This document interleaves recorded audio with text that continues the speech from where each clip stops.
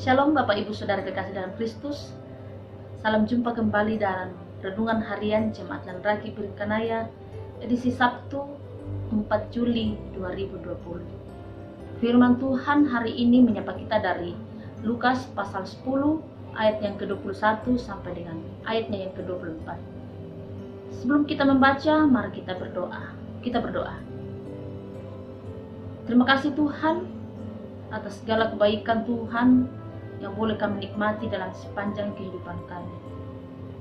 Tuhan, pagi ini Engkau telah membangunkan kami dan kami akan beraktivitas sepanjang hari ini. Berkati kami Tuhan, karena sepanjang hari ini kami boleh melakukan pekerjaan kami seturut dengan kehendak-Mu.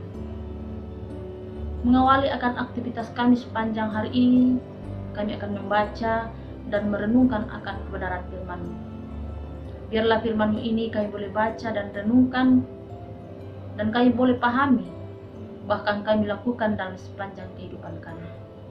Hamba-Mu yang akan memberitakannya Tuhan, mari Engkau berkati. Kiranya hamba-Mu boleh menyampaikan seturut dengan kehendak-Mu.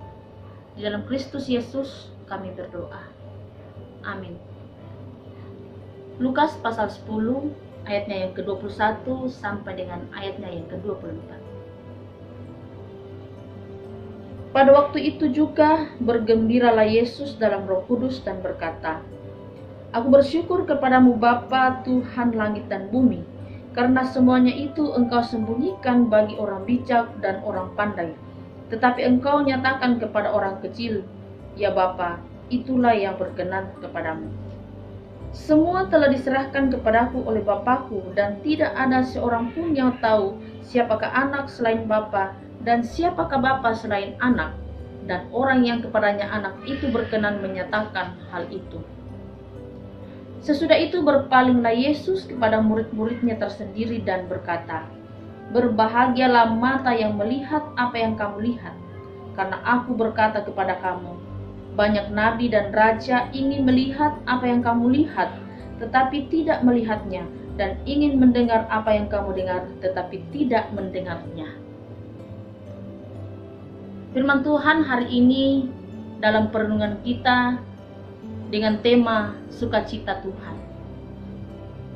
Bapak Ibu Saudara kekasih dalam Kristus, berbicara tentang sukacita atau ucapan syukur. Kalau kita melihat keadaan yang kita alami pada saat ini,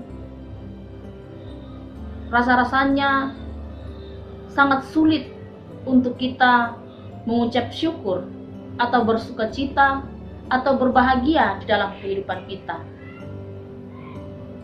Kesulitan-kesulitan yang kita alami dalam kehidupan kita hari demi hari membuat kita bingung apa yang harus kita syukuri dalam kehidupan kita. Kita melihat bahwa seakan-akan sudah tidak ada semangat sama sekali. Masa depan tidak ada. Dan melihat seperti ini, orang sudah putus asa. Dan tidak sedikit juga yang mengakhiri hidupnya. Tetapi sebagai orang yang percaya kepada Tuhan, jika melihat keadaan yang kita alami pada saat ini, tentu banyak hal yang kita lakukan dalam kehidupan kita, yang kita terima, yang membuat kita harus bersyukur dalam kehidupan kita. Misalnya seperti kita bangun pagi, kita bersyukur, kita masih diberikan kesehatan dan napas hidup. Sepanjang hari kita boleh beraktivitas, dan bahkan kita bersyukur, kita boleh ada di tengah-tengah persekutuan. Kita bersyukur boleh berada di tengah-tengah saudara-saudara kekasih Tuhan, dan bahkan berkat yang kita terima dalam kehidupan kita.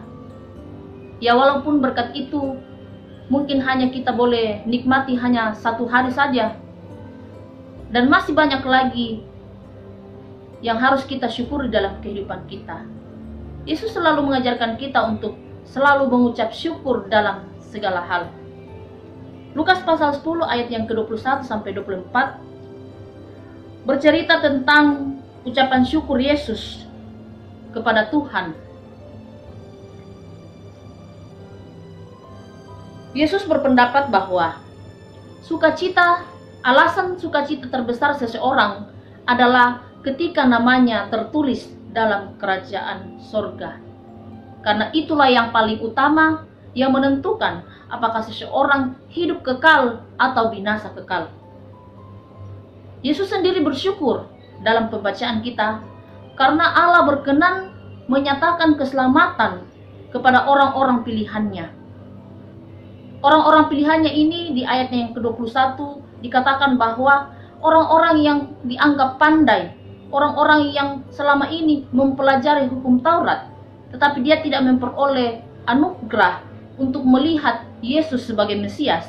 Tetapi orang-orang yang dianggap kecil, yang dianggap tidak terdidik, mereka inilah yang memperoleh anugerah untuk melihat bahwa Yesus adalah Mesias. Dalam kehidupan persekutuan kita pun juga seperti itu.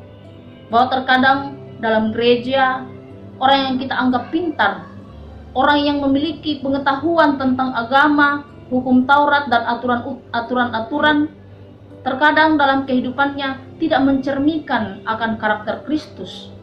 Justru mereka-mereka ini yang biasa membuat terkendala suatu pelayanan. Tetapi orang-orang yang biasa, yang mungkin kita anggap sepele, justru orang-orang seperti ini yang selalu mendukung suatu pelayanan dalam gereja.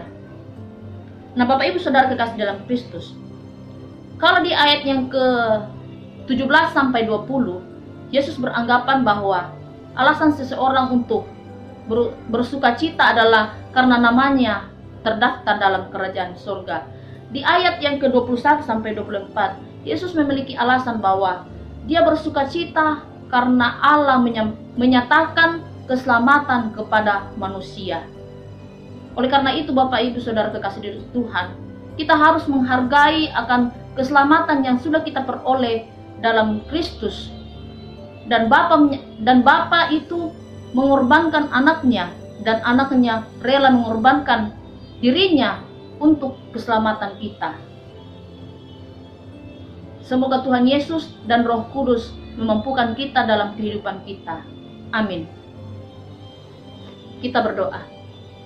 Terima kasih Tuhan Yesus untuk waktu yang terindah kami boleh membaca dan merenungkan kebenaran firman-Mu. Kiranya renungan singkat kami pada saat ini boleh kami lakukan dalam kehidupan kami. Ajarlah kami Tuhan untuk senantiasa mengucap syukur dalam kehidupan kita, walaupun kami saat ini Tuhan, keadaan yang kami alami saat ini betul-betul sulit, tetapi firman-Mu senantiasa mengajarkan kepada kami untuk senantiasa mengucap syukur dalam setiap keadaan apapun yang kami alami.